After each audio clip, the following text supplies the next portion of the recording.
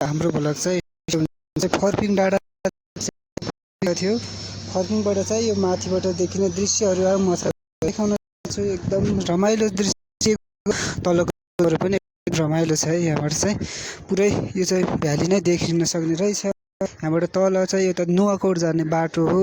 नुवाकोट भन्दा हेटौडातिर जाने बाटोमा चाहिँ हामी छौँ। यहाँबाट चाहिँ तल हेटौडा जाने बाटोको पुल पनि पर्दो रहेछ। यो चाहिँ दक्षिण काली मन्दिरभन्दा ठ्याक्कै माथितिरको डाँडामा पर्छ।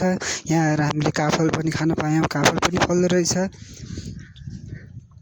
एकदम रमाइलो दृश्य देख्न सकिन्छ। हामी चाहिँ जङ्गलको बाटो आएको, तल बाटोमा चाहिँ बाटोको माथिल्लो साइडमा चाहिँ बाइक राख्यौँ। त्यसपछि चाहिँ हामी माथि आएको, हिँड्दै आएको। त यहाँ चाहिँ बाइकहरू पनि आउँदो रहेछ। हामीलाई चाहिँ त्यो लोकेसन चाहिँ थाहा भएन। हामी चाहिँ लोकेसन थाहा भएको पनि बाइक नै लिएर माथि आउँथ्यौँ। तर लोकेसन थाहा नपाउँदाखेरि हामी चाहिँ तल हेटौडा जाने बाटोमा चाहिँ बाइक राखेर हामी चाहिँ त्यहाँबाट समथिङ 4 किलोमिटर जति हिँडेर यो ठाउँमा आइपुग्यौँ। यो ठाउँमा आउँदा चाहिँ एकदम हावाहरू चाहिँ चल्ने, गर्मीमा चाहिँ एकदम रमाइलो ठाउँ रहेछ। यहाँ चाहिँ हामी